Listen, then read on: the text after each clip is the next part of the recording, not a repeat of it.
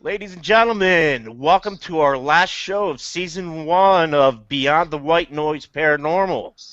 We are going to be back in 2 weeks with Season 2, and we could not ask for much better guests than tonight with Stephen A. Lachance, author, paranormal investigator, victim of the paranormal. Also, Steve, you do a lot of things. A Okay. lot of stuff. A lot of stuff. Okay. Well, let me go real quick over Steve's books. He's got The Uninvited, which is actually the Union Screaming House, and that is one hell of a read. Second off, Blessed Are the Wicked, which is the sequel to it. The third book he's got out is called Crazy. And now let me go through his films. His haunting at the Union Screaming House is on season 3 of a haunting called The Fear House. All right. Also, he's been noted in Spook TV's productions of Children of the Grave, I which was a writer on that one too. Oh, you're a writer on that one too. Okay, which is awesome. He also was in The Possessed, which is another good one. The Morse Mill Project. He worked as a consultant, and I know, ladies and gentlemen. No. The Morris Mill Project, I directed, I wrote it, and I produced it. Oh, I didn't get that part of it when I was doing my research. Oh, man, yeah. God, you show off. You show off. Really? Okay, next, we talk about Supernatural. And for all you ladies and gentlemen that watch the Supernatural, Steve has been a consultant on the set. He even did a documentary to show the actors how it's really done. All right. There's other people involved there. Tim Yancey was also on that. Okay. Dr. Barry Taff was also on that. I love Dr. Taff from The Entity, yeah. Right, and Carl, oh gosh, I forgot the last name. Anyway, but it's all right. Carl knows who Carl is. Carl the demonologist. Oh, Carl the demon. I know Carl. Johnson. I don't know why I couldn't remember. Carl Johnson. Yeah, Carl. I know Carl Johnson. And also, but the best one I thought out of all of this was The Exorcist File, The Haunted Boy. That was actually the real Exorcist. You know, we all think Linda Blair spitting green pea soup and twisting her head around was the original Exorcist. No, it was not. It started off with a boy in Maryland who was messing with the Ouija board, made his way out to St. Louis to get exorcised, and from there it all went crazy, and it was great. But Steve does have something coming up called Fear of the Wolf, and that's in the works right now. So, Steve, welcome to the show, man. Thank you. Thank you for appearing. Good to be here. On the subject of Steve's, if anybody wants to pay particular attention to the third camera on the list, there's another Steve who just looks like, after a minute there, dude, I thought you were dead. No, I'm okay. I'm researching. Sorry. I'm researching. I'm working while I'm working. So Steve, real quick, for the people that don't know who you are, can you explain how basically you didn't find the paranormal? It honestly found you, and that goes all the way back to the Union Screaming House. Can you get into that a little bit? Yeah, I mean, it's a long story. I mean, we want to cover a lot of stuff tonight, so we'll make sure I can probably do it pretty brief. But it was 2001. I was a single dad with 3 kids. I needed to find a place to live, so I went to look for this house, and I found this house, and it was well, you know, the ad said on the house, it said it was the right house for the right price. For the right house for the right price for the right family was the 3 things. And so I went and looked at it, and we ended up renting the house. And we didn't buy it, we rented it. And you'll find that a lot of your real bad properties rentals anyway. And shortly after moving in the house, things started happening to my family, my children. Like my son was being chased. Every time he was out of arm's reach, I'd find him screaming, scared. At one point, I had all 3 kids sleeping in the same bed with me, and I'm thinking, my God, what did I do wrong? Because I thought, well, maybe it's the divorce, maybe it's, this, maybe they put too much into this move. I never thought it would be anything like Ghost or the paranormal anything. However, shortly after that happened, there was a night that I was getting ready to go out of town, and I came face to face with it. It was standing in the kitchen doorway, and it was a black, smoky figure of a man. I looked down, and when I looked back up, it moved into the family room in front of me, and it dissipated. And then, so I told the kids, let's go. So we went to leave the house. At that point, I put the key into the front door. It was an old kind of house. You got to put the key in and turn it. I put the key in to turn it to lock the house up, and it started screaming. And it was a man screaming, and we were on the run at that point. The neighborhood dogs were barking. Kids heard it at the same time I did, and we were gone. We stayed gone for about a week. We went back for a period of time because I talked myself into it. I was the man of my house, you know, that sort of thing. Yeah. Rationalizations like crazy. Not going to happen again. Shouldn't have happened in the first place, that sort of thing. So I went back to the house, and shortly after doing that, it locked the kids in a room and would not let me get in to get to them. I was throwing my body at the door of the room. My whole right side was bruised. It was screaming. The house was shaking, sort of like an earthquake, I guess is the best way to describe it, but there was a rumbling going on. Did you do much investigation into the background of the house while this was going on? Well, I did a little bit. I did a little bit at that point. Well, actually, it wasn't me that did it. At that point, was my niece. She went out and she did some investigation with my younger brother because I was working taking care of kids. What we found out at that point was, and this was after everything blew up. I mean, really, literally blew up. You know, that was after that point we found out that the house was owned by. It wasn't the house that was owned, but the house was built on the slave quarters of a Civil War captain. You guys, if you're at home, you can Google him to see who he is. His name is John T. Crowe, and it's Crowe, I believe. And you'll find him. He was the head of the 1st Missouri Militia. He's a famous guy. We were living in the house where his slave quarters were built. And then it was later on that more of the story came out where we found out that he actually at one point murdered his wife and her newborn child. Okay, Okay, so basically, what in the sequel? I'm not good. I don't want to give up anything, and then I want to go to Mo and Steve. But Blessed Are the Wicked. I mean, that's a sequel to the actual The Uninvited. What did you add in that you kept out, basically, from the first book? Well, I knew going into the first book, I knew about the murder. I did, but I didn't have enough information where I felt comfortable about saying it. You know, I think you have to have a certain amount of, how do I say this? A certain amount of credible resources to come out and say something as strong as, this is what happened, because this is somebody's great grandfather I'm talking about. Yeah. And there's family there. However, when the family later on came forward, and I sat down with them, and there was a member of the family that confirmed it. At that point, I felt comfortable enough telling the story. Okay, how much of a haunting got it right? Because I know they usually take a little bit of. They got to sell. It's a show. They got to sell it. They got to get. How much of that was? If you had to give a percentage, because it isn't actually a good episode on season 3. How much of that was real? I think they were about 85% accurate. I thought the clown was a little bit overdone. When you see it, you imagine that's a young boy that's seeing something he can't explain, so he pulls something that scared him most of his life and tried to justify it as that. And if you start doing some research into some of these things, a lot of times children will describe them like that anyway. So I thought it was a little over the top to give it the clown from It type treatment that it got. I was just going to say exactly that. Do you reckon it was done main towards the Pennywise, the clown sort of era?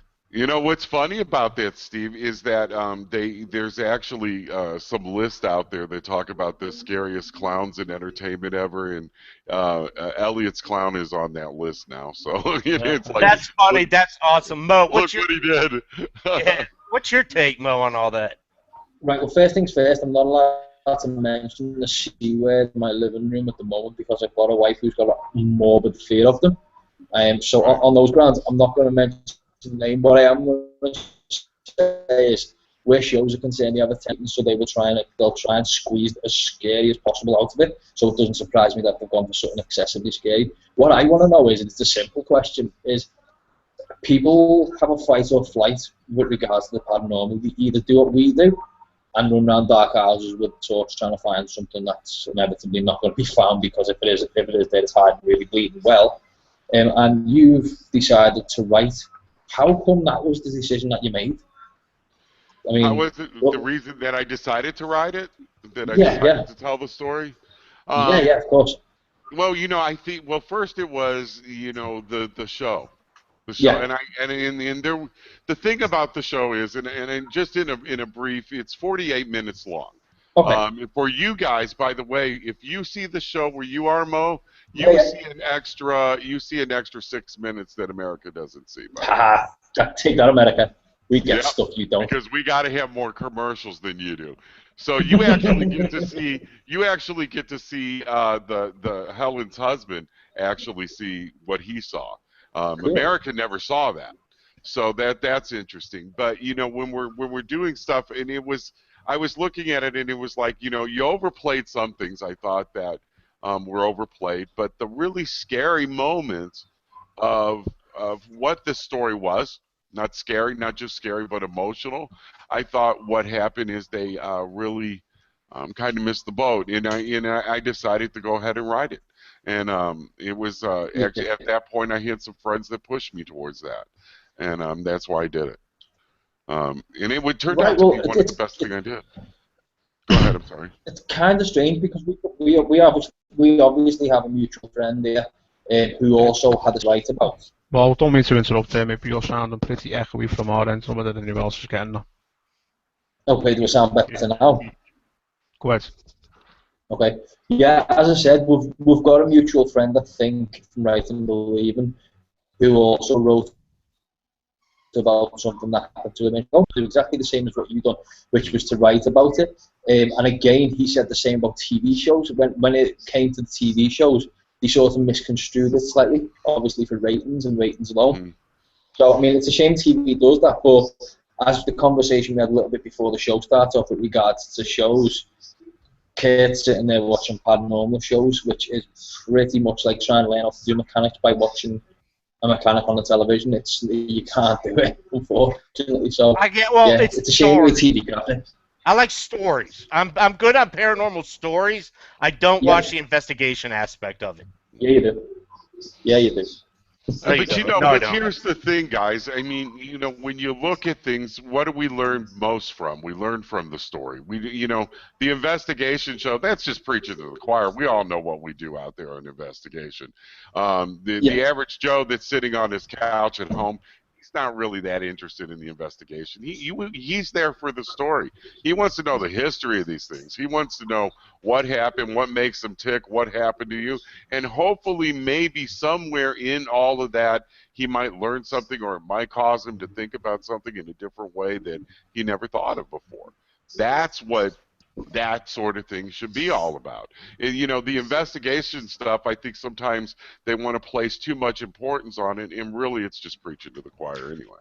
So, Steve, if I came to you today and I offered you a contract for 6 to 7 shows for season 1 of a paranormal investigation show, would you take it, yes or no? And that ties into what we're saying. Loaded question. Loaded question. If it's on, if I had choice of what I did and how I did it, yeah, I would.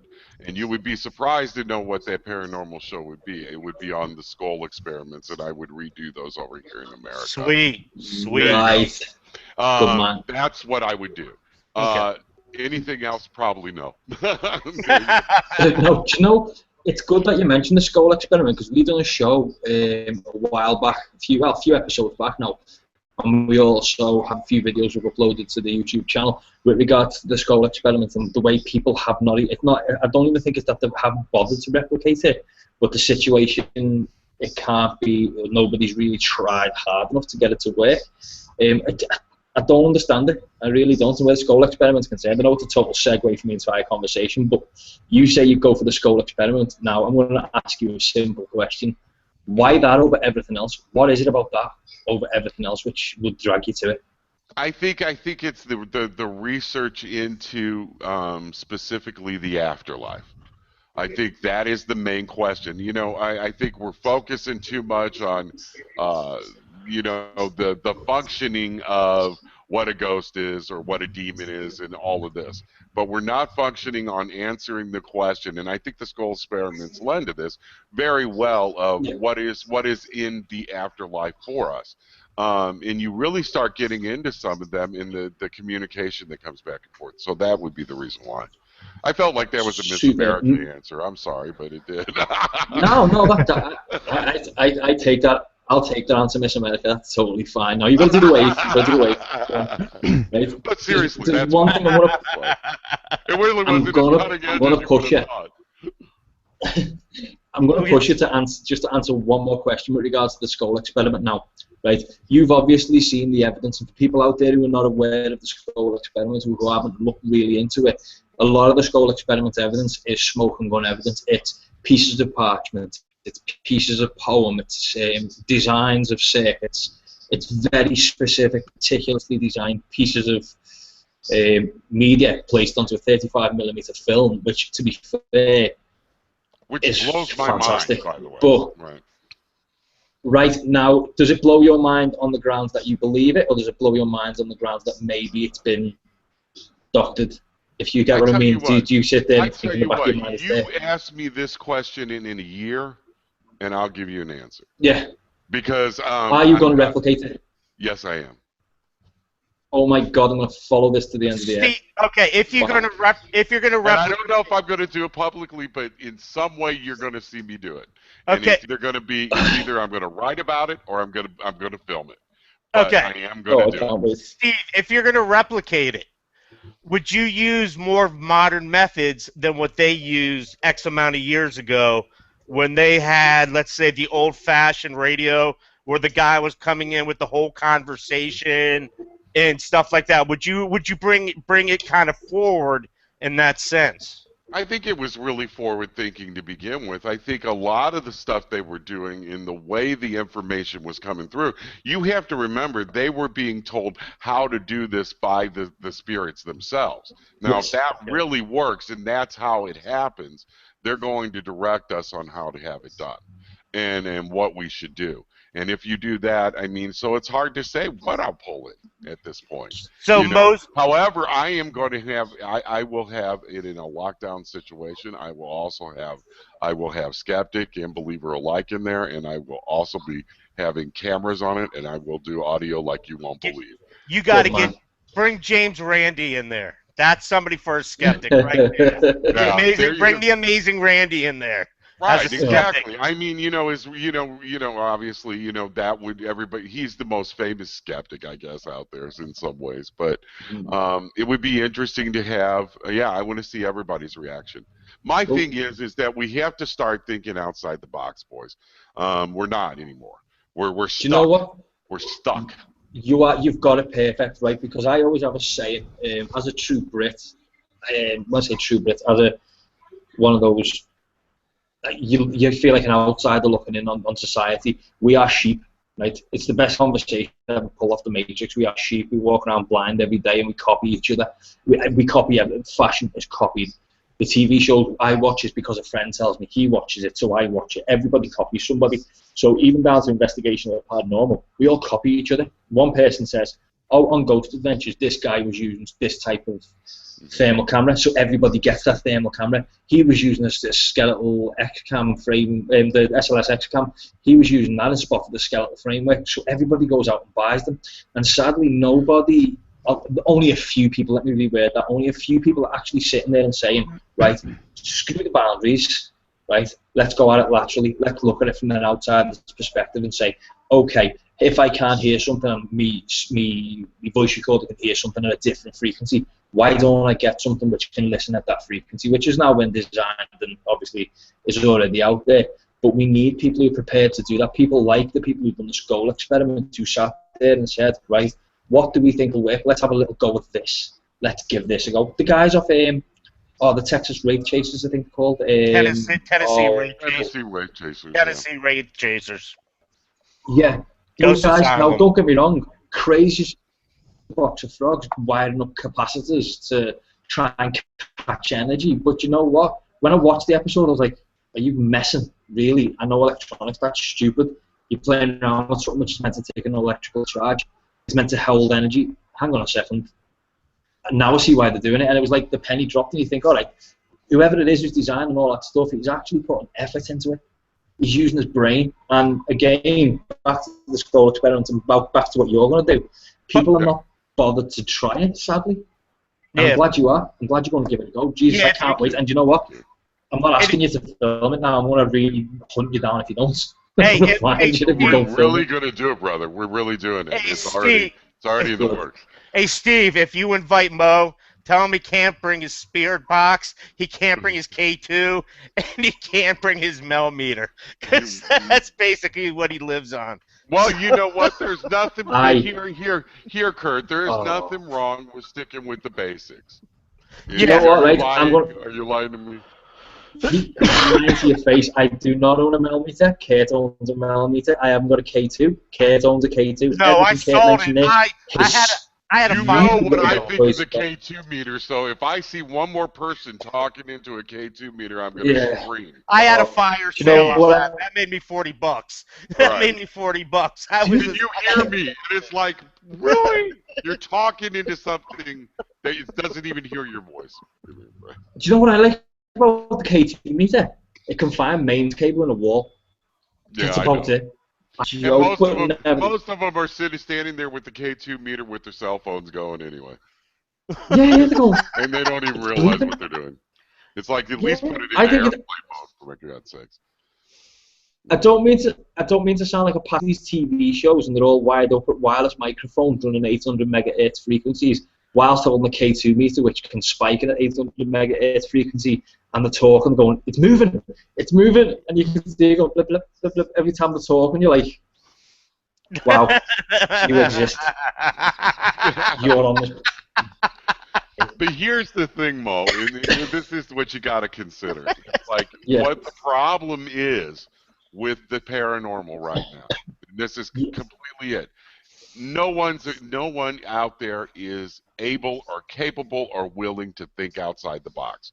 And you were absolutely right when you said if it happens on a TV show, that's what everybody follows. Oh, people are not walking to their own drummer. And if you know anything about the innovation, if you know anything about invention, and you realize that that is a very, very serious place for us to be, because what it does is it's going to kill us, it's going to stagnate our growth, and it is going to stagnate our research, and we're not going to go nowhere with it. You know what? Most of these people out there think they're scientific anyway. We all know they're not. Yeah, every team has an equipment tech. I love this, right? Every team has an equipment tech, and the first thing people are gonna love is when you look at my name there. It's got BTWN UK Tech, right? Now the only reason I can sit here and say tech is because not only do I maintain the equipment we use, all the illumination, all the night vision cameras, everything that needed to be manipulated or changed or modified, I've done. All the connector rays we used, I've built. Everything that we've done, I've put my hands to and grabbed a solder line and knocked it together so I can say it. But I've met some groups and some people out there and have said, oh yeah, well this is our tech guy. And then you look at him, he's like 68 years of age. He's got a light strapped to his forehead, and you're like, oh my God, this is the guy from, I don't know, running around with the K2 meter. But you are right, people don't look at the fundamental basics with regards to the paranormal. If you want to detect something, treat it like everything else you do in life. If you want to buy a mobile phone, where'd you go? You go to a mobile phone shop, right? You look at the brands, you pick the best one for you, and then you go for it. If you wanted to know how to catch something, you don't go on Facebook and say, I want to see if I can catch a picture of a spirit. Can I use my mobile phone? No. Why not? Because your mobile phone camera's crap. Why not you buy a camera, a proper camera, use a proper camera? Oh, yeah, you're just answering a question that people already knew the answer to. And again, lateral thinking, that's the only way we're ever going to get forward. And, you know, I'm glad you've said that because it's frustrating.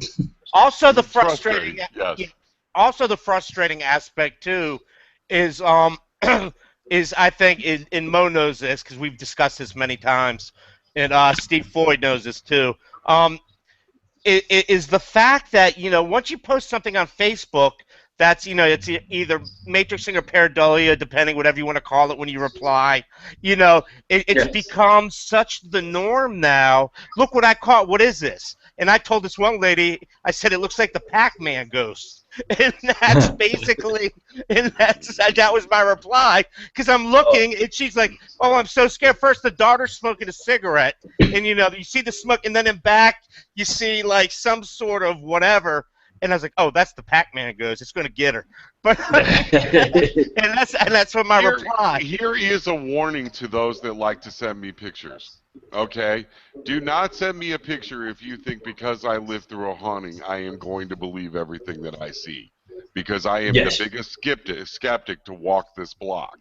You know, I didn't start out that way, but I ended up that way because I've seen a lot, and I've seen a lot of stuff that is not real.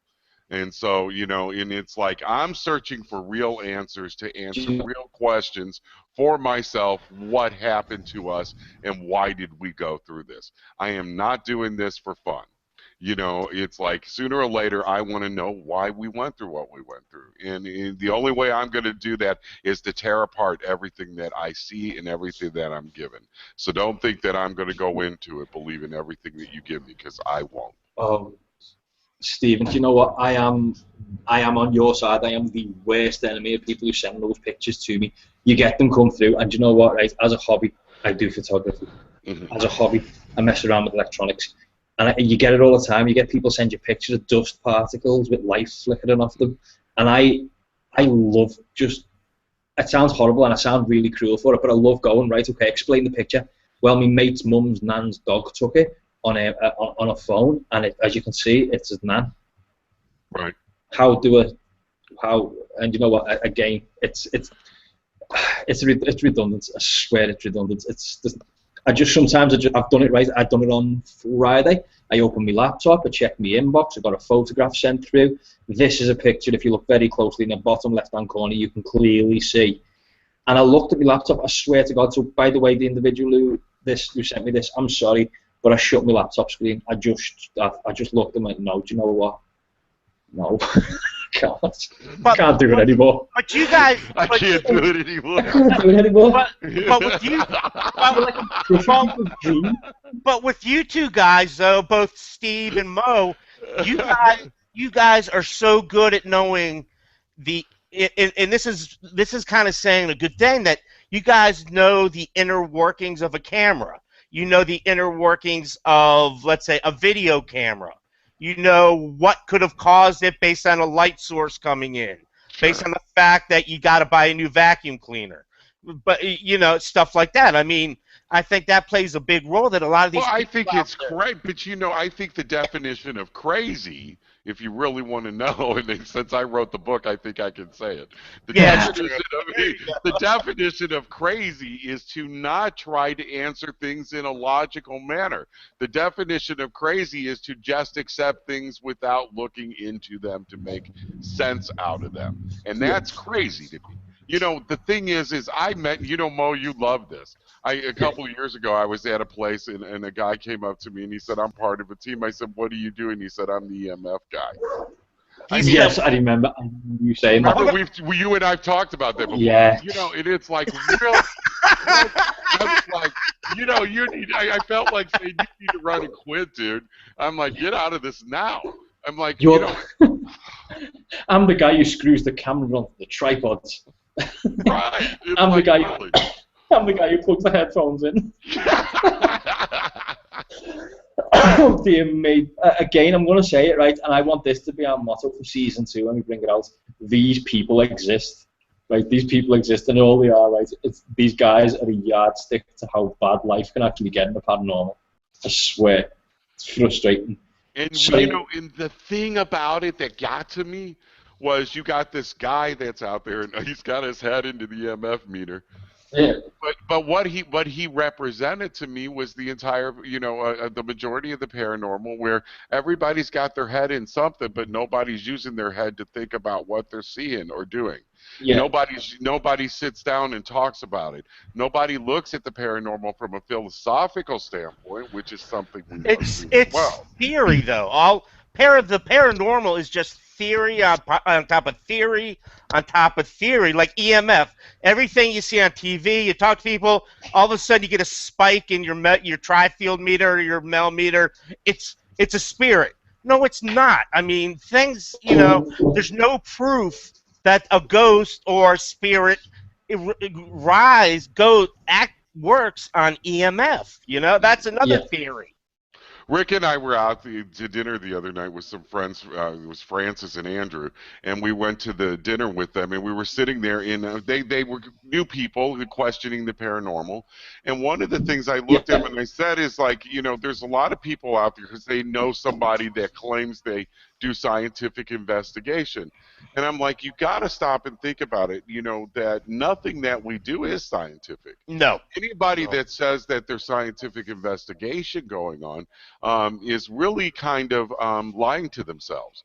Because there's no way that you can have a controlled environment. And the controlled environment has to be controlled, and not only is it controlled from that moment, but it's controlled for a very long period of time, and the experiments go on. That's why Skull's important, by the way, Mo, is because it is a controlled environment. It is something that we can control and we can do on and on and on.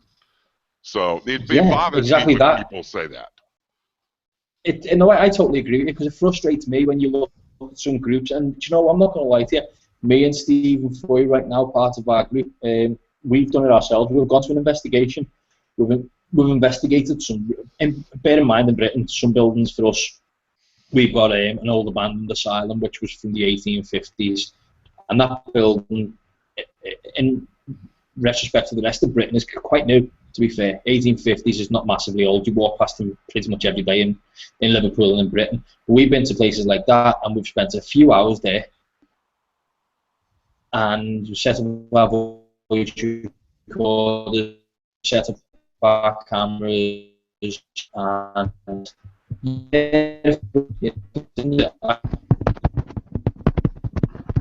think we lost him. Yeah, we lost Mo right there. But what Mo's trying to talk about, and Steve Foy's involved in it too.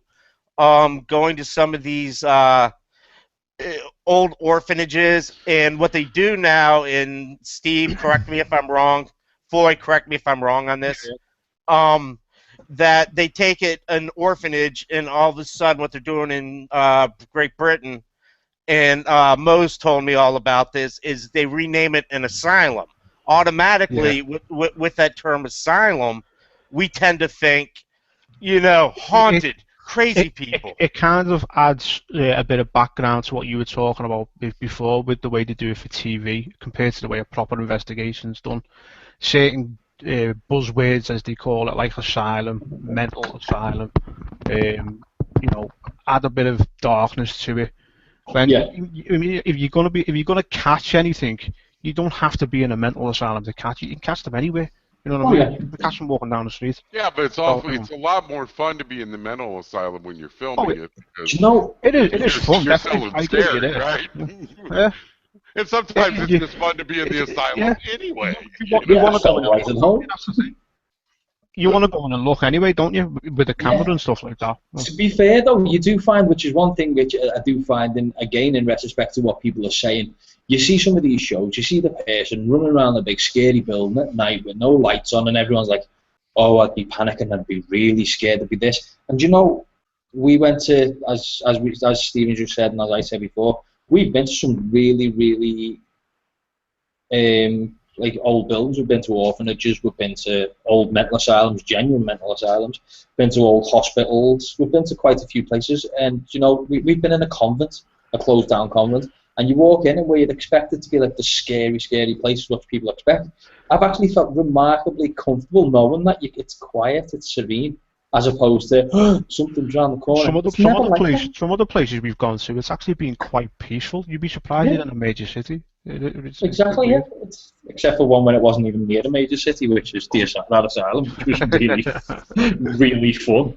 But no, people look at it from a wrong angle in my eyes. It's sad, it really is. It shouldn't be like that. People should, if they want to do it, just do it. But now, sorry for, again, we've just totally diverted off track with regards to where the show is going, so sorry about that. I do need to bring up one thing, and I'm going to say one word, and I'm going to let you go ballistic on it. Crazy. What? See where you go from there. What do you want to know about crazy? We'll talk about I want you to go nuts on crazy. Go. Okay. Nuts on crazy? Well, you know, in what way? Crazy people? Or well, so like you said before, Steve, you wrote the book on it.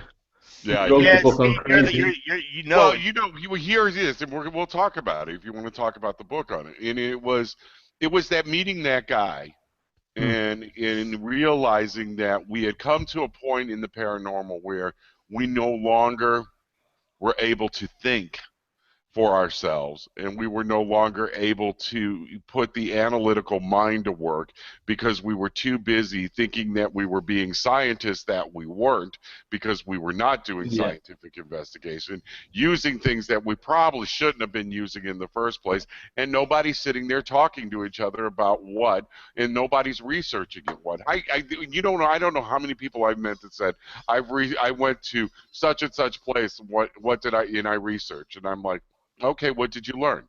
Well, I learned the MF readings, you know, and they'll go through that, and I got a couple of EVP, and I got, well, what's that mean? You know, did you do a historical, tell me a historical research on it? Tell me what happened there. Tell me what the background is. Tell me the story. Now, what did those EVPs did you get? How do those EVPs relate to that? Does it relate to that? Does it confirm anything that you may have learned along the way? You know, is those EMF readings that you're taking, are those in certain areas where certain things probably took place? And does that relate back to the research and to the history itself? You're using the ghost box. What are you getting through that ghost box? What's that ghost box saying to you? And does that relate back? You know, to me, that's the definition of good research. Anything else in the other stuff that they're doing with this data that they put out in reports and reports and reports, and it tells us nothing, that's not research. That's crazy. I think what's crazy also, to follow in on this, is the fact that with a lot of these new pieces of gear, kit as they call it in the UK, how the hell am I, as long as I'm alive right now, I don't know, I could wake up dead. Well, I won't wake up, I'll just be dead. How am I going to manipulate a ghost box? How am I going to manipulate a cell phone that I can't even use while I'm alive? Does all of a sudden I die and this divine thing happens and I become like Stephen Hawking and Einstein? What happened? No, it's easy. Well, you know, Rick asked that question today. We were talking about the paranormal. We were talking about the ghost box, and he even said the same thing you just said. How do they know how to use them? It's simple. Yeah. I know the answer. Question, right? Steve Jobs died. That's my answer. Steve Jobs died, and he's doing courses up there for people who want to learn how to do it. That's what it is. Online, that's all it is. Probably, you know, either where you get your document that says you're a demonologist, or you get your document that says you're a parapsychologist. Where'd you study psychology at? Oh, I didn't graduate high school. You know, it's just become like that now. Right. It drives me up a freaking wall. Well, I'm sorry, I'm ranting. I'll pull back. But no, I've been ranting along with you. You wanted crazy, I gave you crazy. But it just drives me up a wall when, like, I was watching a show the other night that said this girl came in. It was called, I forget the series, and she came in and said parapsychologist with her lip ring in and stuff like that. You know, I'm looking at that, and then I'm going, we had Kieran O'Keefe on, who's got a PhD in psychology. And Dr. Barry Taft's another one. Barry's a good friend of mine, but not only is he a good friend of mine, I respect him light years more than most people. Yeah, and you want to learn something about the paranormal, you talk to Barry. That's what I'm talking about. To me, that's who I respect. Exactly. I don't respect these people in this group. Who are you? Oh, I'm the demonologist of the group. You know, and you're sitting there going, dude, I don't even believe in demons. You know, I believe maybe things are negative and things get negative in our lives, in our head, and things happen. But at the same time, you've never probably run into a demon. What you say? You know, it's funny because you guys are having, you're running along. Rick, I hope you're listening to this. They're running along the same conversation we had earlier today. And one of the things about demons that we were talking about, it's subjective. All of that is subjective. Whether you want to call it demons, whether you want to call it negative, whether you want to call it whatever, the church is subjective. Anytime that you read, we were talking about the report, and that's what caused the conversation we were having was because you guys asked me about the church report. I look at that. Am I grateful that they wrote it? Am I grateful they had an opinion to give me? Yes, but I do look at it as an opinion, and it's coming from a very specific source. And so the thing is you got to be able to take these things and balance them out. Don't run with the first thing that you get and think that, I'm so tired of the demon word. And if anybody calls me an extreme haunting specialist again, I'm going to punch them. An extreme? You got called? Who called you? Let me back up on that. How the hell did you end up becoming if that's like a new one, Mo, we got to come up with a new diploma. Extreme it was a marketing. It came up, and it came up as a marketing ploy, right? And I think they needed to find something to call me, and I'm like, that is called, in the darn thing, Kurt, stuck. And I'm starting to hear it now. I'm called that, and it's like, it's like extreme snowboarding or something. I'm like, what is extreme? What's extreme to me is not going to be extreme to somebody else. What scares me might not scare somebody else. When I hear. Yeah, when I hear voices, I just take my pills the doctors give me. I love the other word, pioneer. I'm not a pioneer.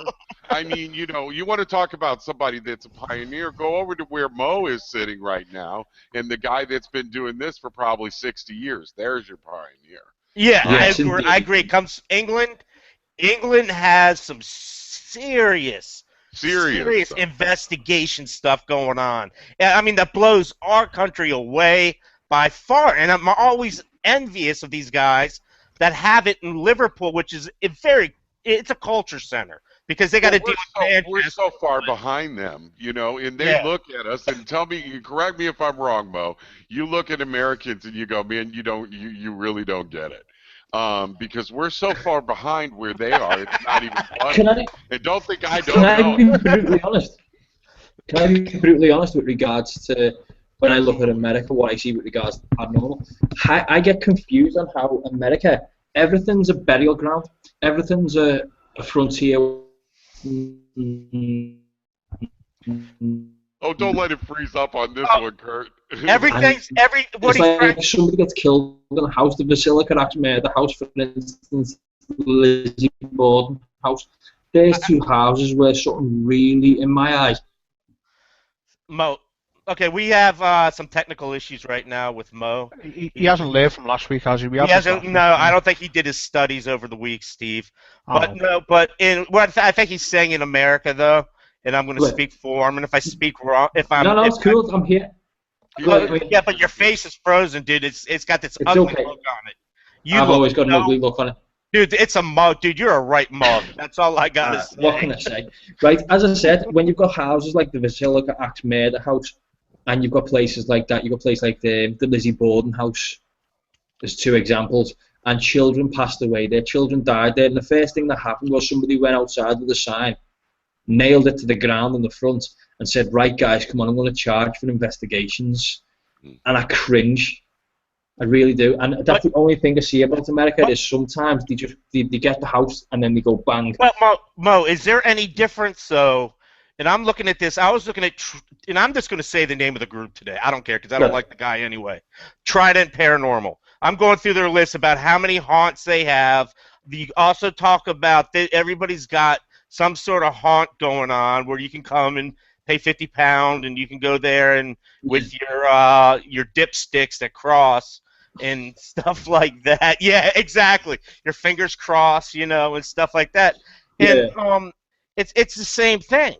I think it's Yeah. the exact same thing. Right. It's It's horrible because it's like they look at a list of places and then they go, right, well, let's go there, let's go and try this place, let's go and try that place. No, we go to places, and every place that we as a team have ever gone to, we've gone to for a reason. And I'll never go to a place because, say for instance, children have passed there or children have suffered there.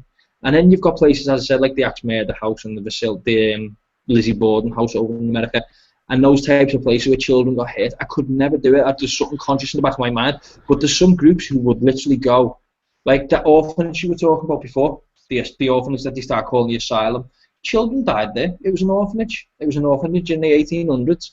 People died there. That's just the way it is, right? And I've been there, and the only reason I went there, it was not because children died there, but because afterwards it was a hospital, it was a daycare place. And the one thing that hit home for me is they still had the original morgue. And when you're in there and you look and you're thinking, those are really small trays, you kind of hit home. You know what, Mo? You know where we're headed here in America? I'll tell you exactly where we're headed here in America. And it's going to happen. It's going to happen. It's going to happen sooner than you think. And it's called Live for Halloween, a live investigation at Ground Zero, New York City. It's coming. Dude, That's how low we're going to sink. But Steve, but Steve, I got a question for you, and this is more of like a philosophical question, in a sense. And we ask our guests this, and Mo and I change our thing, and Steve's got his. Yeah. And we'll ask Foy too. What's your take on a paranormal investigation team, or just a couple people going in and investigating Auschwitz? Do you see anything wrong with that? As long as they're not there to disrespect or anything like that. As long as okay, here's the thing, and I'll say it right now. As soon as you put a TV camera to it, we're getting some background. We're getting background. Yeah, but as soon as you put a TV camera to it, we're in trouble, and it's wrong. There's got to be some respect. I was just going to say exactly the same thing there, Steve. As long as it's done without the TV cameras behind it, that's how you show it disrespect. Everyone knows what outfit. I could see, if someone really believes they can move a spirit on, maybe by going there, maybe doing some investigation, maybe they could put it on and move them on, maybe. But soon as you start publicizing it, it goes from helping someone to making it a circus sideshow. Traumatization. Yeah. Totally agree with you. Do not make a sideshow out of death, please. Yeah, well, that's no. 100%. Okay, Mo, you're there. Okay, I'm just. Yeah, actually, I'm having a lot of trouble. So apologies, guys. That actually kind of touches on a recent blog that Ed Becker done recently on our blog site. Good friend. Which was entitled "Keep the Paranormal Real, Just Keep It Real," and it's a fantastic blog. You read it, like it's basically straight that in a nutshell. Just keeping it real. Don't dramatize it and stuff like that. I think I got to the point with it where it's like I got tired of seeing enough, and now I'm starting to do things where I'm doing more education type things, and there's a lot of places out there in this area that say that they're non-for-profit, but they're lying. So I mean, I've really started working on the non-for-profit thing. And doing things in the right way, and doing things in more of an education way, so I can teach people the right way to do things.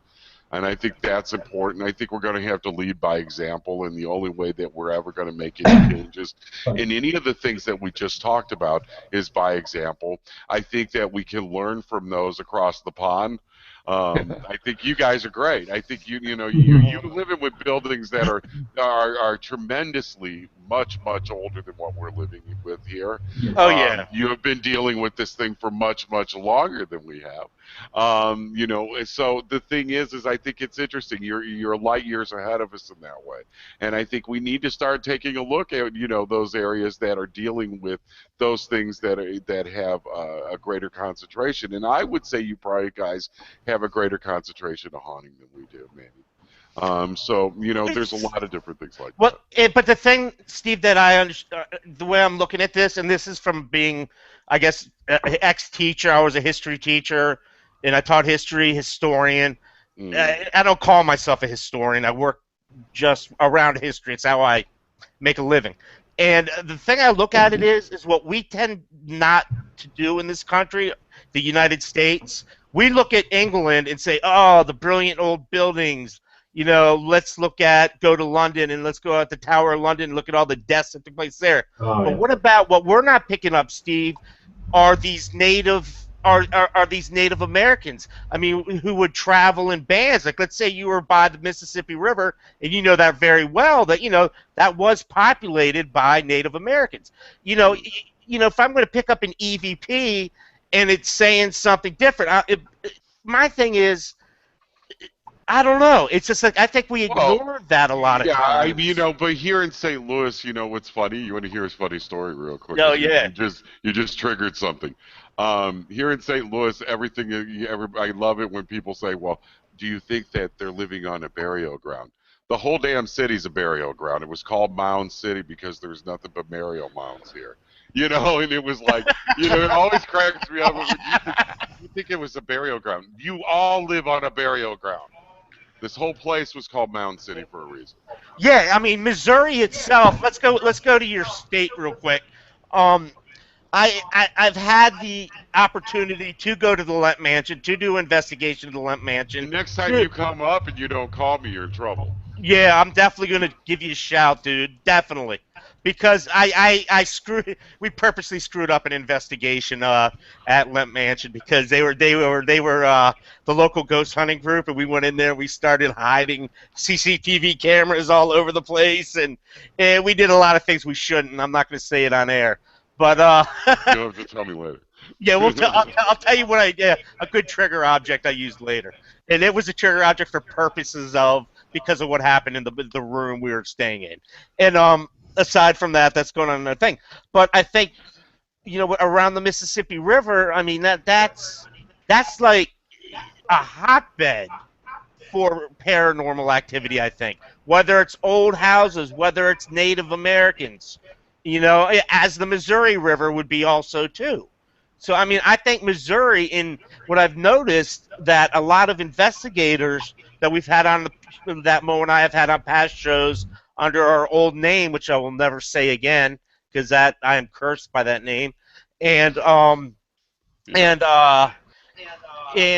I'm thinking is that it's a hotbed of places to actually go and investigate, whether it's Civil War, whether it's Native Americans, whether it's an abandoned house on the levee that I'm not talking about, whether it's something. You didn't hear that, Steve, by the way. That never came out of my mouth. I deny everything to this day.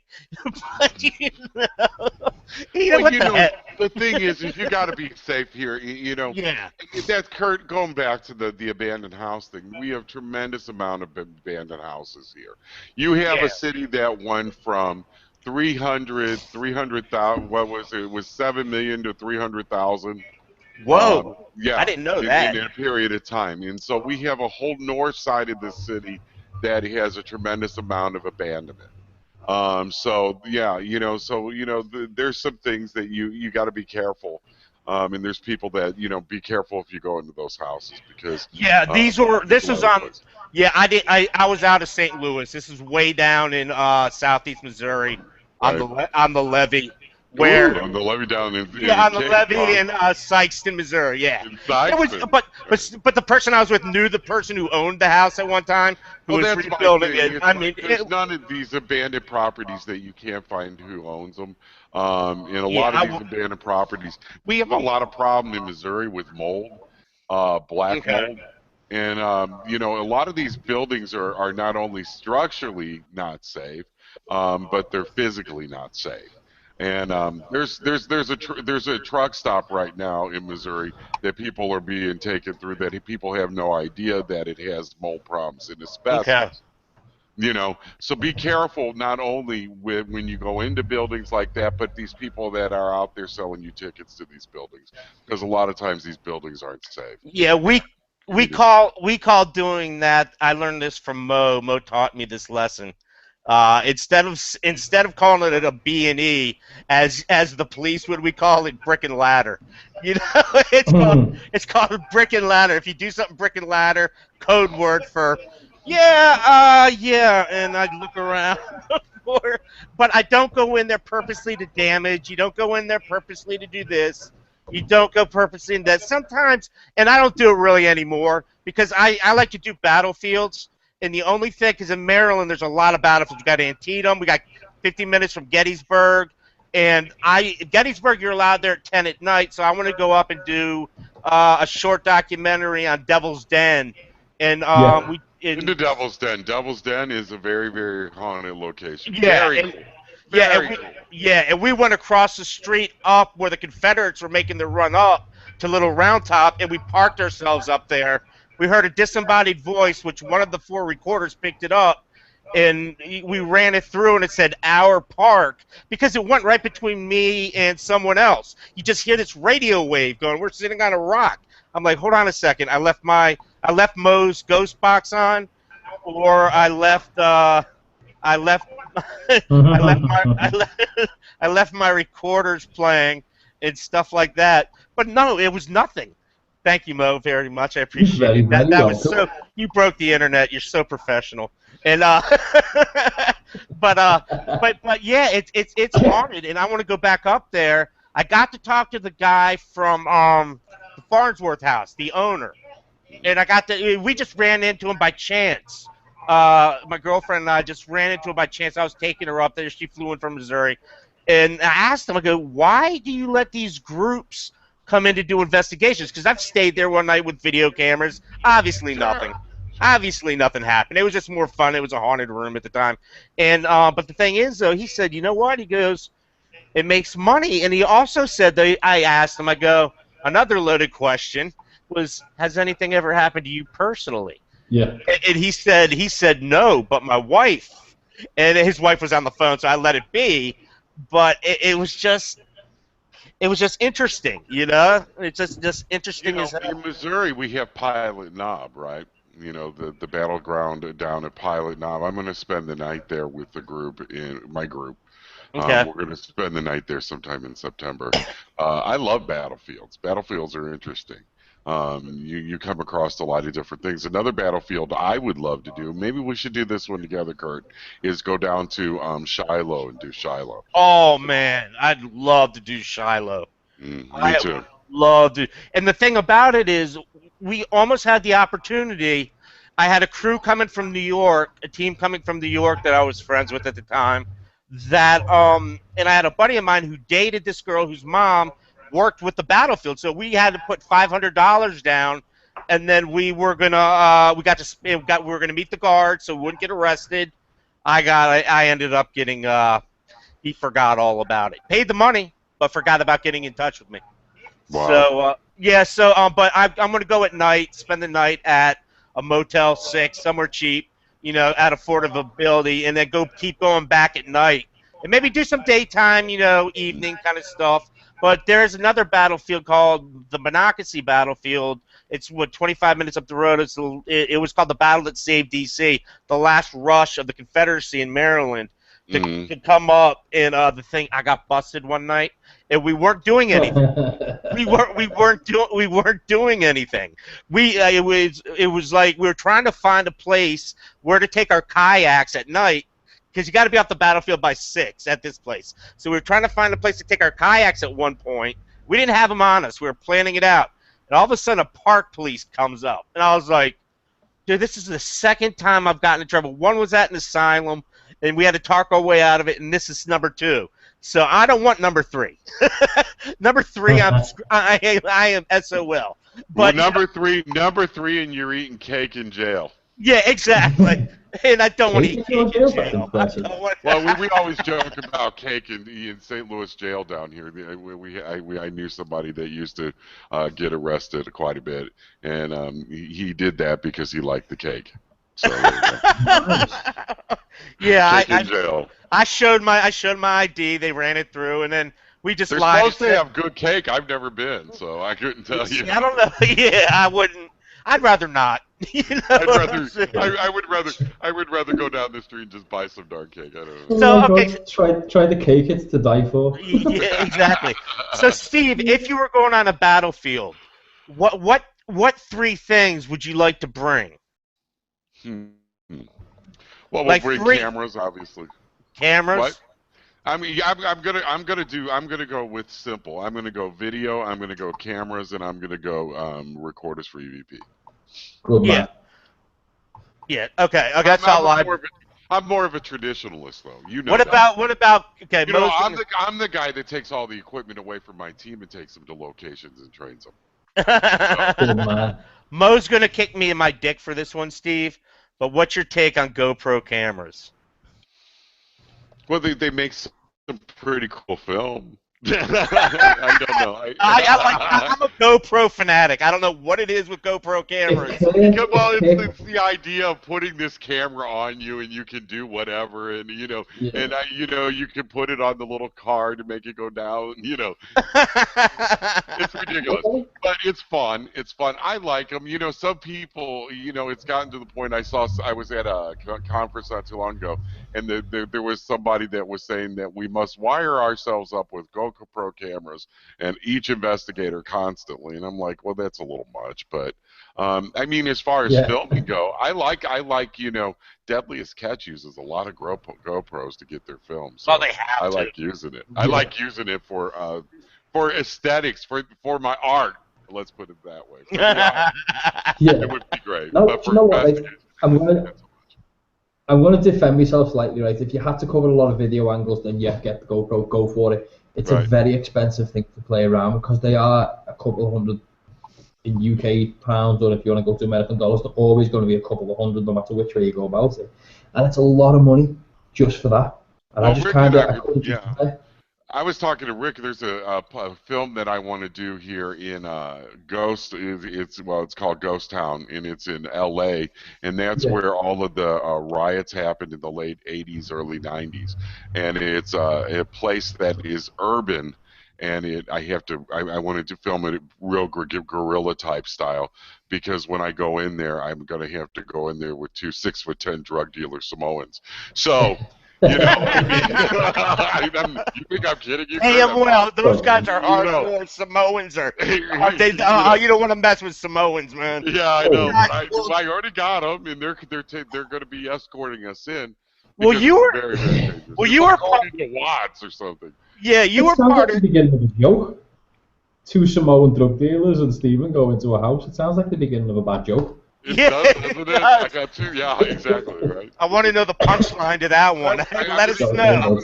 I'm going to use GoPros I'll use GoPros for that as well. Have you seen this is kind of like talking about doing guerrilla style filming, and I love it. It's called the Mouse Project. They did a film in Disney, and it's low budget. I mean, it is as low budget as is. And the thing is, they went in there, the actors went in there with their script on their cameras. So you could see all the Disney stuff, and it was done on the down low. And the Disney didn't like it afterwards, or they did, one of the two. But they had no idea it was going on Disney property and everything else. I think there's a lot of legality in that. We all know the mouse is God, so I mean... Oh, yeah. No, it's kind of a situation I wouldn't like to put myself into there, messing around with Disney. That would cause some problems. Yeah, that's a scary thought. Yeah, but Mo, would you do it if there was a Dunkin' Donuts there, dude? Get a box of coffee with the kids? You don't know what I'd do for the Dunkin' Donuts. I'm just saying. Dude, I swear to God, I'd get you a box of coffee. I swear to God. Mo's got that funny frozen face. Look at yeah, I just saw Go it. ahead. I'm here. I So, decided to crash. so, so, Steve, basically, what when you were doing, and this goes back to Spook TV, and I really, I didn't really talk about this with you on the phone, but when you guys did Children of the Grave, could you tell me more about when you wrote that or you co-wrote it and I how? co-wrote it. Okay, Um, the idea is that the majority of ghost sightings in Mo, we kind of addressed this already, Yeah. is children. Yes. There's a lot of so the thing is the idea of the orphanage and going through that was a great idea. It really was, and it Yeah. was to take a look at it. Plus we had these locations that Zombie Road. I was going to Zombie Road a few years before I filmed the film. As a matter of fact, okay. I took the team down there in 2005, right after the Union haunting, and I went down there to prove that it was just an urban legend. And come to find out, there's a lot of shadow type activity that goes on down there, and it Yeah. But does. a lot of But you know, yeah, yeah, but you and I talked about it. The famous yeah, photo that you see is Tom Halstead, who's no longer living. yeah. That we met him on the road at Zombie Road. That photo was already taken by the So time you we filmed. weren't, I forgot that, yeah. You weren't No. there to witness, like, yeah, because at that thing, we could not honestly see, when I'm coming out there, you're getting a shout for Zombie Road because we were looking for that exact location I know where it is. where I know that where it is. shot was taken, and we're like, it's not high enough. There's something just not. You know what's wrong with it? Why you couldn't find it? Because you're looking at it from the point where the shadow people are standing in the photo. Yeah, I You, was on the you're yeah, up there, you're yeah. looking at it from the opposite side. When you're on the other side, and I know where it is, and believe me, I've been there Oh, for where it was happened, because I fell down the ravine. Then I know and where you're at, yeah. they put me in the ravine to talk because I was taller than everybody. So Keith's talking to me, and we're talking back and forth, and all of a sudden he turns around. I'm no longer there because I'm down the ravine on my back. That's you know, me. That. but that's why you couldn't find it. It's you're looking Okay. from the other side of it. So I should have walked over a certain embankment of Right, sorts. right. And okay, was that near the lake down there? There's kind of like a lake. It's actually closer to the train tracks than you know. I love the train tracks, except I had this like weird little thing. I called it my sissy walk because I was scared to walk. I had this weird thing about walking over like the children's train tracks, like the Right. bridge. I go, I'm gonna fall through. I'm gonna fall through. You were One thing I close, did- Kurt. You were close. If you went across that Yeah, scary we walked bridge, the whole thing. We walked the whole you were thing. Yeah. close. You were really close. And I want to see. I actually oh, want to see Kurt fall. I want to see him fall. Oh, No you offense, get it. You Kurt. get it. You would get a video, Mo. I would send it to you like I that. need to see With you me fall. falling, it'll turn into some big spectacle, but it'll be but awesome. but the film, I was there when we captured the film. Okay. The photo, no, but the film that kind of confirms the photo, yes. And I was there for it. I saw it coming out on the film as it was happening. I can tell you it was a strange feeling. I've been through many different hauntings and many different supposed haunted locations, and I've seen a lot of different things. Whatever this is there, it feels different. I can't tell you. It was almost like, do you guys remember Tupperware from like the 70s? Yeah. The Yes. plastic stuff. Yes. Yes. It was almost like being in a Tupperware bowl and that lid going down, and so that pressure was there. There was a pressure to it, and it Yeah. was almost like, you remember how when you opened it afterwards, was that feeling, and it was like being shut in Tupperware, like you were the only ones in Oh the world, man. and it was cold. It got really cold. Now I seen the film and I saw when it happened. Now you and I've had personal conversations by this. You know Yes. my Yes. feelings on different things. Yes. But as far as the photo goes, I wasn't there for the photo. I was there for the film. I'll stand by the film to an extent because I was there for it. But the photo, I can't tell you for sure. I think in some ways, there's some of the photos that came out of that time and from that angle, were interesting. And there's some of them that I think that it were more than just interesting. I think we needed to look at them. You look at Steve, and there's some that are more interesting that I think we need to look at in a lot of different ways as well. So I'll leave it at that. Well, Zombie Road, basically, Zombie Road's like this. It's an old like road that's all broken. It's all broken up. It's beautiful. I mean, to hike it. I mean, if you like pictures and photos, I mean, it's got cliffs and I mean, it's. But I heard it was like an old lovers lane kind of deal. Sure, and, it was. And then we parked at the elementary school and went that route. Yeah, that's the way to go. But you know, that's the psychological way to go. What you guys did is you started at the top of that hill, and as you start to work your way down the road, it psychologically gets you because you're going deeper and deeper into the woods. Here's a question for you. It plays for you. Who in the right mind named Zombie Road? Well, you know, the film says that it was named after the escapee from the lunatic asylum, which I did not write that part. I don't know. I think that, you know, that's urban legend. Yeah. Okay, plain and simple. The way that it got the name Zombie Road is during the time that George Romero came out with Night of the Living Dead, kids were going down to this road, which was called Lawler Ford Road, and they were partying. And they didn't want their parents to know that let's go down and get high on Lawler Ford Road, so they'd say, hey, I'll meet you at Zombie Road at 10 o'clock. Got ya. It was code. It was code. And that's how it was. So it's just basically trying to give the place you hang around, give it a cool name. Yeah, it's great. I mean, and through time, the legend of Zombie, the ghost grew. So. It's the only place I've seen an armadillo. I've never seen an armadillo in my life till I found a dead armadillo.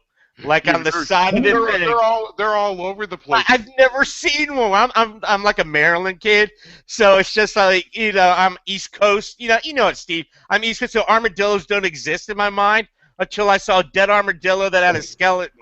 Well, what's weird is they didn't exist in Missouri till to the extent till I guess the past 10 years really. I remember the first time I saw one in Missouri, but now they're all over the place, and they can do some damage to your car if you hit them. By the way, I need to know why Kate's got this thing for dead animals. Well, I got my squirrel out back. I got a dead squirrel right now. It's a pet squirrel. It's a pet squirrel that I walked out, Steve, to grab a cigarette one day. All right, I don't smoke in my apartment. I went out there and I looked down, and there's a squirrel breathing its last breath. Okay, and this stems from another show. And now I'm going, I got to bury this thing. I got shovel in the back of my car. I could bury it. But is it true that you bought it at Get Well Soon balloon? I'm sorry? Is it true that you bought it at Get Well Soon balloon? Yeah, but now it's rotting away. It has no face. And I'm watching, and I was thinking about doing time-lapse photography on it somehow, but my camera would be stolen. So because I could just watch it kind of get eaten away, and it's still out there. It doesn't smell. The only reason I didn't bury it, and I'll tell you guys this right now. This sounds very vindictive, but I got neighbors that live upstairs. They're from another country. No big deal. No, not England. But from I'd say a Southeast Asian country, and basically the thing about it is when they cook, it wafts down into my apartment, and it smells like a bad restaurant. So what I did, I was like, you know what? I'm not burying this thing. I'm letting the rot kind of waft its way up to them, So that's my because they do jack steps. They're like jackbooting across the top of my ceiling all night long. All of a sudden, there's boom, boom, boom, boom, boom, boom. All night long. Do you know all you have to do is you take some hot pepper and you put it into a frying pan with some oil and burn that stuff, and then just my God. And then turn the vent on so it takes it straight on up, and that takes You're really cruel. When we were in college, we performed that on a friend that lived above us. I love that. When we were in college, we killed a few people with pepper. Yeah, it's easy to do. It was fun when we done it, at least. Oh my God. Hey Mo, you wanted to bring up with Steve. We talked about this earlier. You wanted to bring up the new app, and you wanted to bring up I forget what the other thing was you wanted to bring up. You're going to have to give me a few seconds because I need to find them. Because first things first, everybody who's watching, I'm sorry that me and Stephen, boy, we've had a few connectivity issues. What it is Britain doesn't like internet. That's all it is. No, the truth is they don't pay their bills. That's basically it. Let's be honest. I don't pay for anything on the internet. God, you're lucky, dude. God, I need to know your secret later, Steve, because I need to work it too. Yeah, right. he does cam sex. That's the thing is. Can you see that? Oh, Mo, you broke the internet. See that kid? Yeah. Hey, Steve, I didn't say that. Hey, Foy, I didn't say that. Mo did. Right. Where are we? First things first, I'll bring up the app, right? Hey, Foy, look at this, buddy. All right, enough.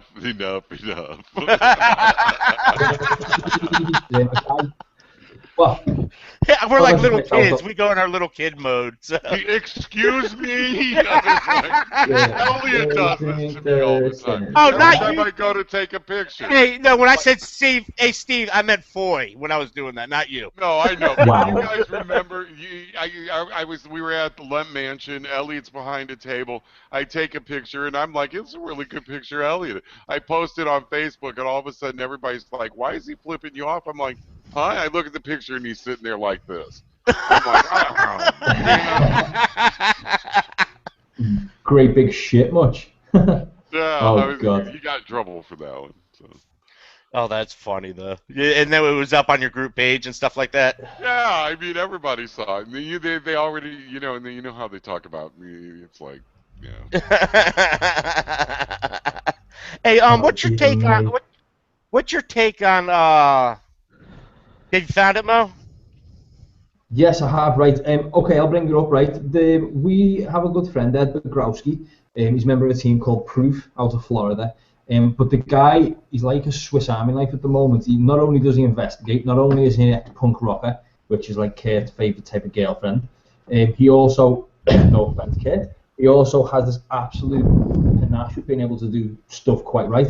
And he's released an app. He's released a few apps, to be fair. And I'm not a lover of apps, paranormal apps. I don't like them. 90% of the ones out there, absolutely. As you froze again. Yeah, we need an app to shut Mo off. Mo, you just Mo, you're killing it. Start again, dude. Go to sleep. Okay, I'll start again. Right, we've got a friend. He's released an app called the AEVP, which is automatic EVP.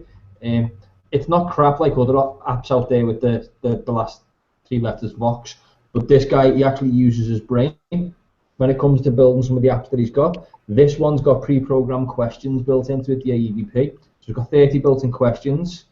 It's got spots to add your own questions where needed. You can customize time between questions, and what you can do is pretty much automate an EVP session. Mm-hmm. Leave it on your phone, drop your phone into flight mode, and leave it there. Now, I'm the first person to rip the apps to pieces, and there's two apps out of all. Well, he's released a load of apps, and I'm a lover of all of his apps, but there's two apps that he's released with regards to paranormal investigating, which is this, and another one he's released called the Paranormal Activity Logger.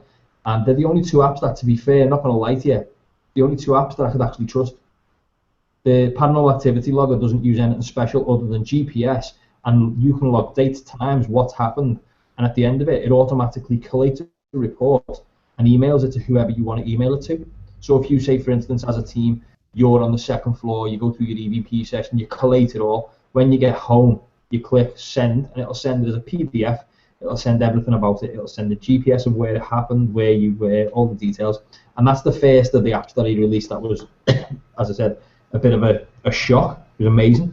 But he's just done this AEVP, and as I said, there's apps out there at the moment, and what it is pretty much the apps are like the magic 8-ball of apps. This thing isn't. It asks questions, then records the silence. And I know a lot of people don't trust in apps, but what's your opinion where apps are concerned? I mean, I fell in love with this app. I haven't even got it yet, and I can't wait for it. When he told me he'd released it, I started dancing like a little school kid.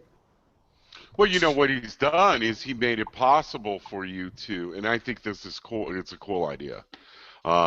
This is the kind of guy that we want to know. Absolutely, because he's thinking outside the box. What's cool about that app, Mo, and I'm sure you've already thought of this, is something you can put into a location, walk away, lock the door, come back and get it later, and and see what you get. That to me is very, very interesting. It's kind of how I work anyway. But the idea that it's actually got this automated way of doing things is really cool. Now the apps, I'm on the fence. I mean, don't get me to going, but I mean, there's some of them. There's some of them. There's some of them that are what they are, and indeed. but there's nothing out there that I've seen. I like the things that use the GPS too. Yeah. I think that's interesting. Why wouldn't that? Is that any different than these people picking up the ghost box and saying, well, they're communicating through ghost box? Well, the radio waves. Well, the GPS. There's got to be something to that, I think. In and around you. So, I mean, that's interesting. This guy I would like to look at a little bit more. And, Kirk, can you send me the information on this so I make sure I want to get the apps? I really actually, Steve, as soon as it comes out and as soon as it's ready, I'm getting a copy and I'll pass it on to you. With his permission. With permission. There's definite permission involved. Well, yeah, get permission. But if you did, I want to take a look at it and see it because it sounds like the type of thinking that we need to be doing. And you know what? You just hit the nail on the head with what exactly you've just said there, because these are the people. It sounds weird, but these are the type of people who are using the brain properly, and they're doing it right. And when we met him, and Kurt met him by utter fluke because he seen that he was a punk rocker, and then Kurt got excited, like he just literally got excited because he was a punk rocker, and it went from there. And do you know what? He said, "Oh, by the way, I've developed an app," and then the next minute I perked up. I was like, "Right, let's see what app it is." And then he said to me, "It's the Paranormal Activity Logger." I was like, "Crap, I've got that. I know what that app is," and I got all excited and all that. But this guy, he doesn't do it like all the other ones. He's not out to earn money. He said the apps have earned him pretty much nothing, which I thought was very amicable of him. Yeah, he did say that. He said they've earned me pretty much nothing, but I've done something. That's what matters, is I've done something. I've added something. I've made my life a hell of a lot easier with regards to it, because, as I said, I use the apps when we go to places. I use especially the Paranormal Activity Logger. I use that quite heavily because I'm never with all my team. Sometimes I'll be in a different room, sometimes I'll be in a different part of the building, and at least when you use that app, I can collate what happens when it happens. How many people carry a notepad and pen around with them, or try and write down what's gone on, or try and make some sense of it after it's happened? The fact that I hate having a mobile phone on me, but especially when you're investigating, but the fact you can just put it into flight mode and you don't need to use everything, only your GPS if you want to. You don't have to. It just works. Love it. Well, the thing is, it's really cool. I mean, that he's doing this, and what I like what you just said is that he goes, I added something. Yeah. I contributed. That's the important thing for I not to get off track, but I interviewed someone who wrote a book on success years ago, and he talked about success and what is success. And he talked to the most successful people in the world, including we talked about jobs and all that. He was included in all that. And the one thing that they came back with was success was never about money. It was about adding something to society. Yes. It was about doing something you love. It was about having passion for something. Those are the people that are successful. So success is not always measured and should not be measured by money. It should be measured by passion and contribution. Yeah, the impact you can actually pass on. Exactly. That's well put. Call it a legacy. And we all need to have a legacy of some sort. Just a quick one for you guys, by the way. Cheryl in the chat room just asked a question. By the way, again, Ed, if you listen to this, Ed Becker, he asked a few questions before. Because we've been so on track with the questions we've been asking and with the conversation, we kind of missed them. So sorry about that one, Ed. We'll get the questions to probably next time. Sorry. But Cheryl's just put a question to. Can I ask what Stephen Lachance thinks of using a flashlight for trying to communicate when on investigations? Drives me crazy. No. Drives me crazy. No, don't do it. If don't you, do it. you already did. If you're talking to your K2 meter and I don't like that, you know I'm not going to like you. It's all battery. It's all battery. There's an issue with the batteries when you turn it. It's like the worst. No. Don't talk to your flashlight. No, don't talk to your flashlight, please. I'm under the impression you get a better conversation out of a team member. Right. I think so too. Definitely. Yeah, the flashlight trick. If you've met my team. If you guys and ask, is it Cheryl? Is that her name? Shirley. No, it's Cheryl. It's Cheryl. Go to It's your mom. Yes. That's your mom. Oh, Stevie. Thanks, Mom. It's okay. Tell her to go to Viper Paranormal. They explain it there. Yeah, type that in. But you know what? We're not. I want to say this too. I mean, we're not making fun of her by any means. No, that's actually a legit question. It's a legit question. We all learn at different paces. People out there are learning. They don't know what they're learning, and they don't understand if it's the right or wrong thing. Because what are they seeing out there on television and such? They're seeing what? They're seeing people out there doing this with flashlights, so they're that way, they think. So it's okay. And is it the right or wrong thing? I think it's wrong, but that's my opinion. Yeah, if I wanted to use any form of illumination to try and catch to try and elicit some form of intelligent response, I'd use a candle in a deep glass. That's all I would ever suggest, because at least 90% of the outside interaction's been eliminated by the fact that the glass is high. That's my opinion. Go old school. Don't be afraid to go old school on this, because a lot of times those things are probably more accurate than anything. Compasses also are better than let's say a millimeter. I mean, if you're going to go somewhere and there's EMF, that compass will start spinning. I mean, that I think is old school. It fits in your pocket. You can get them for what? $3, $4, and you could use that. I mean, there's different methods, and I agree with Steve 100%. I think sometimes old school's better. There's less things electronically that will take you away from what you're really looking for. Here's the thing: when you loosen the flashlight, it becomes very susceptible to vibration. Yes. So any movement, any vibration, any car going down the street can do it. So it's a very non-controlled way of doing things. So that's why there's a reason for it. How's that? Good. Top notch right there. All right. But I was there. You know what? I got to tell you, when I first started out, I mean, I did all these things too. I mean, don't think I didn't. I mean, I was willing to try anything to get answers. I mean, we all did. There's not one of you here that can't say that you have not talked to a flashlight or something else. I used an Ovilus, and I thought I got a hit one time, and I sold it after that. After I took Mo's, I felt the wrath of Mo. And and the abuse of Mo about I buy things, I see it on TV, Steve. I buy it, I use it to test it out, figure it out, it doesn't work, I hate it, sell it on eBay for a $40 loss. But I keep taking these things, and now I don't. Now I've cleaned out shop basically with cameras. Now I just recorders and basically cameras. There is some interesting things out there right now. Some of the laser grid ideas. Oh yeah. Are cool. Have you guys seen Mo? Have you seen the laser grid out there that you actually take the picture and with the laser grid, and it can actually, after it words, put it through your computer and get a 3-dimensional image of whatever it was. Is that the GoPro? Is that the GoPro one? Oh, sure. It's about $80, and it's really cool. And I've seen it work, and it's amazing. So you can use a Kinect. You can use a Kinect to do depth mapping instead of what people do, where they use it to catch skeleton framework. You can get it to map a room using 3 different types of sensor. One of them being a depth sensor, one of them is infrared, and one of them is a laser. And what they do is they all work alongside each other, and you can see movement through it.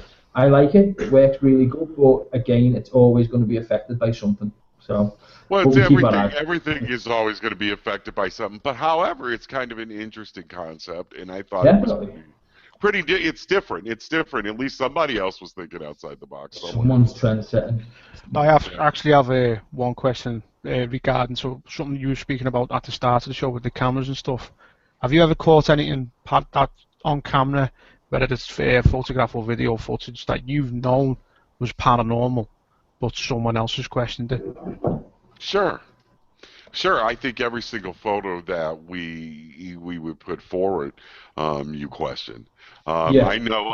But you know what the thing is I question my own things too. I mean, just like anybody else. And, and it's like I need that. I need that input from other people. What do you think? What is this? Because I think we're always questioning each other, wondering if what we get is real. I have a guy that works on my team that's the way about EVP. You have to sit down and listen to his EVPs with him because he'll go, am I really hearing this or am I not? He needs that assurance. I think we all do. So yeah, I've had that happen. I've also stood up for photos that I didn't necessarily want to stand up for, and I'll never do that again. But no, makes sense.